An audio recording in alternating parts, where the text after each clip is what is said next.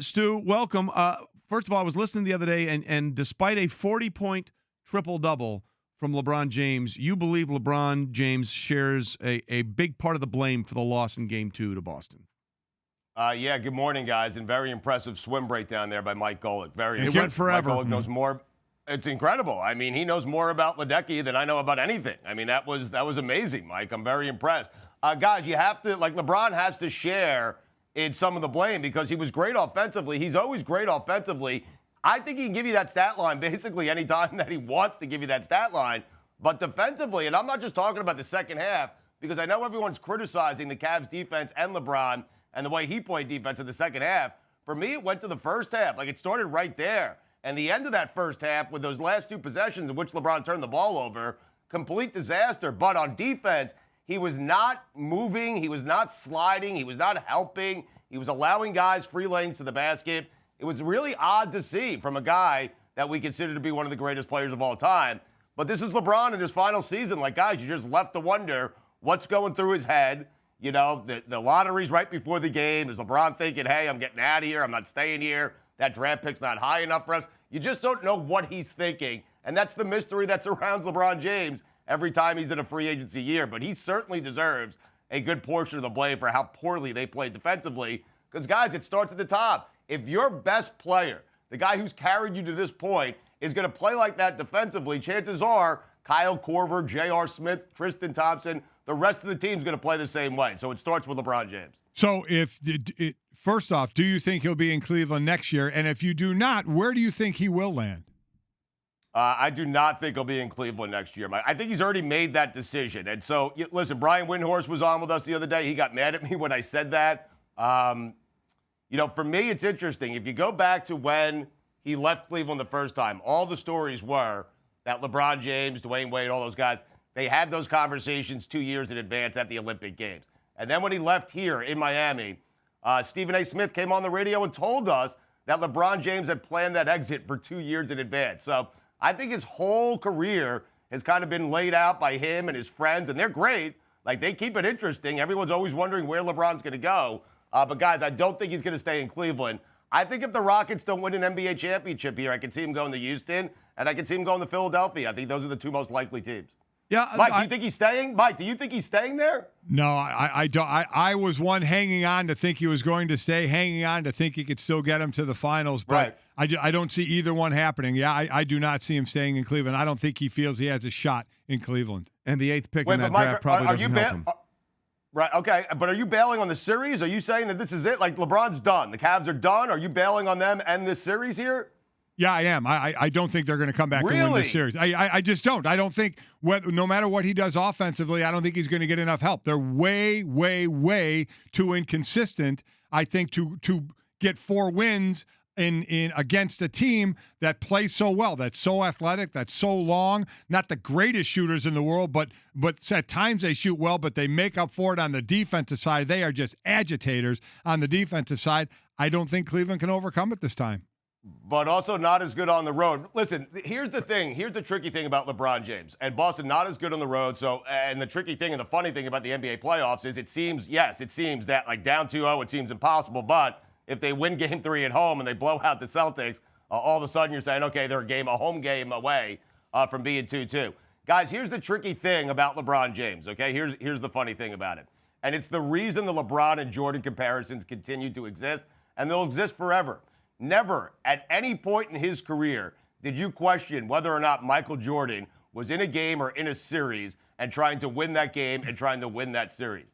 The fact that we have conversations and we look at the body language and we look at how he plays defense and we question whether or not he's going to stay in Cleveland while he's currently playing in an Eastern Conference final for the Cavaliers, the fact that you have to question his effort 3 or 4 separate times in his career as to whether or not he's actually tanking games, I mean, that's the difference between Jordan and LeBron James. It really is. I hold on a minute. completely disagree with that. Nobody on this show is questioning his effort. That's you. That's not us. That's you. That's No. not us. No We're shot. not doing that. No shot. Whoa. Okay. Whoa. Very defensive there. I did not say you guys are doing that. No, but you said we're having this conversation. You're having this conversation. We're not having this conversation. No, I'm saying the reason this conversation exists is because of that reason. You guys might not be having it. Other people are having it. And you ask Cavalier fans if they felt like LeBron James was giving max effort that final game at Boston when he took his jersey off as he was leaving the court and then decided to come down to Miami. And then you ask Heat fans if you feel like he was giving max effort in that Spurs final the last year in Miami. Ask them, because those are the conversations that fans have. Well, that's fine, but as Bill Parcells once said, Stugotz, when you start listening to the fans, pretty soon you're going to be sitting with them. Yeah, but guys, no, but it's not just. Listen, I've had the conversations. I've heard Stephen A. Smith on his radio show say that LeBron James might not want to make it back to the finals because he doesn't want another finals loss on his resume because he knows he can't beat Golden State. Just because Stephen A. says that doesn't mean I'm going to believe it. I think that's ridiculous. I think that is a ridiculous thought for anybody, not you, for anybody to say. I think it's ridiculous to question that. I mean, it's amazing how people want to get in the minds of players and say, oh, yeah, he did this because of that. Oh, yeah, he did this because of that. How many times has Jordan been down 0-2 or 0-3 in a series? Never, going to a finals or in a finals. And I'm not saying that when you get there, you should, and I don't think he tanked them, but we're talking about the effort. I get Jordan's never been in that position. That could be a feather in his cap as well. But just because somebody says it doesn't mean it's true. I mean, do we all of a sudden we think LeBron doesn't want to go to finals because he's afraid to lose another finals? To me, that's a joke. I would disagree with anybody who said that. Mike, but it might be a joke to you, and it might be a joke to Trey, but it's not a joke to other people. But that doesn't mean it's true. But that doesn't mean it's true. It doesn't mean it's true, Trey. I'm not saying that it's true, but the fact that conversation exists amongst people who are credible, not me, Stephen A. Smith, and others, the fact that conversation is out there is the reason that people will never hold him up to Jordan. Well, that's all I'm saying. No, I know. All we're saying is the fact that it's out there is that people have platforms that they need to fill 4 hours. Yeah, I would put that more on the people saying it than the actual realistic conversation. I think it's do you really believe that he wasn't giving max effort in that game against Boston in Game 2? Do you really believe that? Do you really believe that if he won a third consecutive NBA championship with the Miami Heat that he would have went back to Cleveland? Don't answer my question right now. There's no way he goes back to Cleveland. Answer the question. No, answer the question. Do you believe he wasn't giving max effort in Game 2 when he had a 40-point triple-double, the third most in NBA history, passing Oscar Robertson? Yes. Defensively, yes. I do not think the greatest player in the world, maybe the greatest player we've ever seen. Yes, I do not think he was giving max effort on the defensive end. No, I absolutely believe that he was not playing as well as he could have played defensively. All right, we'll just agree to disagree. LeBron James doesn't let guys get to the rim. He doesn't do that, guys. We'll just agree to disagree. Down the lane. Moving on. Okay. We'll just agree to disagree on that because I think that's insane. Stugotz with us, and we're happy to have him. Yes, Let's be clear about that. From the Dan Levitar Show, Stugotz. Let's move on to another superstar who people are questioning, but this time not about his heart and what he's thinking, but actually how he's playing, and that's Steph Curry. It's pretty clear that the Rockets are targeting Steph defensively, and he's only made 1 3-pointer in each of the first 2 games. Do you think he's 100% right? No, I don't. This is not the Steph Curry that we've become accustomed to over the last couple of years. This is the Steph Curry that we've become accustomed to when he looks injured, because he's been injured in a couple of postseasons here in the past couple of years. No, I don't think Steph Curry is right.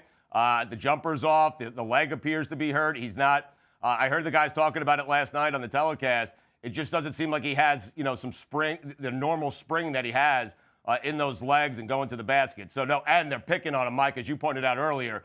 They are absolutely trying to pick on him defensively, and they should, because clearly he's not right. So they're just trying to get plays where it's Harden or Eric Gordon or Ariza or Paul or whomever one-on-one with Steph Curry. And so, no, I don't think he's right. I still think the Warriors win the series. Listen, all the Rockets did last night was what they were supposed to do, right? We've been waiting for the series the entire year, and the Rockets have been the best team by far in basketball the entire year. So the Rockets did what they were supposed to do last night and got that series back to 1 game apiece. I still think the Warriors are going to win it, But Steph Curry is definitely not right, guys. Like, that's not a Steph Curry you guys have seen before, right? No, it's not even close. No, and that's that. And the thing is, Stu, with Steph, he doesn't have to score, but so often the offense goes through him, and that's what gets everybody going. And the offense isn't going through him right now, setting everybody else up. It was just weird. That was only, I think, the second time ever in a postseason game with Durant and Curry. They only had two guys in double digits, and you know. I mean, Durant, it's really funny. They're also basically playing the LeBron rules here. We'll let Kevin Durant get his 38 and 37. We're just going to try and smother everybody else. Yeah, and so it worked. But in game one for the Warriors, it worked because Klay Thompson gave them a monster game. So Steph Curry was allowed to be the third best player offensively on that team in game one. In game two, that didn't happen. They didn't really get that second score. They didn't get the big game from Klay Thompson or Draymond Green or really anyone else. So it was Kevin Durant on his own, and Chris Paul couldn't deliver as the second option last night. All right, so I think this has actually worked perfectly into our leadership conference. We just Hold on, what? Yeah. Golic and Wingo leadership retreat.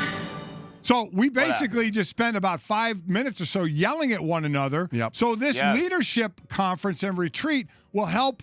You know, whether it's a rope course, whether it's the drinking, the golf, the whatever it is, the golf. We think it's going to help everybody and help us all come together. So your thoughts about any chance you get kicked out of Pinehurst too for the way you may golf or act on this trip, and how much you're looking forward to this?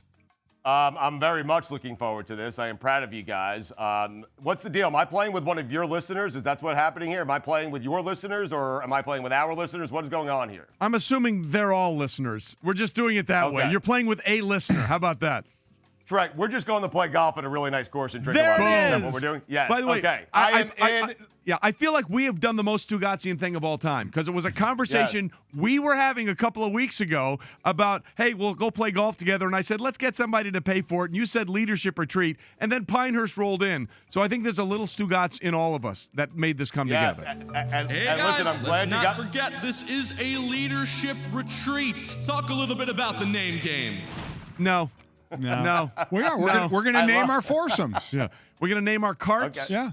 And we're going to do that. Yeah. Now, Stu, I'm not going to get, Mike, I'm not going to get kicked out because of the way I play golf, okay? I play golf fine. I might get kicked out for other things because, just drinking and being loud and being obnoxious and giving hot takes about LeBron James and accusing him of tanking games, and people might not like that. And they might kick me out for those reasons. But my golf game will be on point, I promise you. I'm very much looking forward to this, and I'm proud of you guys because we talked out an idea. You guys followed up on that idea. I talk about a million ideas. I never follow up on any of them. So the only way this thing gets done is because of you and Trey. I'm very proud of you guys. Thank you. And great, Trey. Yes. Trey, we're playing Pinehurst, man. Let's go, baby. And I have to ask, because I heard this on your show, and it was awesome. You got the table for 8 at that restaurant in Boston on Mother's Day at your specific time, 12:30. Did you actually call them and say, we're actually not coming, or did you just leave that matzo ball hanging out there?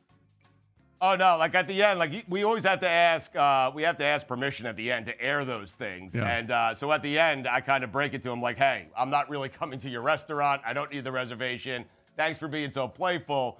We'd like to air this thing if you guys are okay with it. It's great promotion for the restaurant. So it's so great. Yes, eventually I tell them. Eventually I do not leave them sitting there on the busiest, although I should do that. That would be very Stugotzian. That would be very Stugotzian. Yeah. Yes. Table for 8, 12:30 brunch, Mother's Day, prime time, baby, and then I never cancel it. Yes, that next year I will do that. Sean. Unreal. I got to tell you, I heard that whole thing. It's unreal. It was freaking hilarious. You're the best at it, and I have to shower after it every single time. It was well done. Stu, Thanks, Stu. Appreciate you, pal. We'll see you next week. I mean, All that right, was. Let's stop fighting, all right? No, we're not fighting. We're talking. We're airing our grievances. Peace, not fighting. Peace, love, golf, beer, retreat. There you That's it. go. #Pinehurst.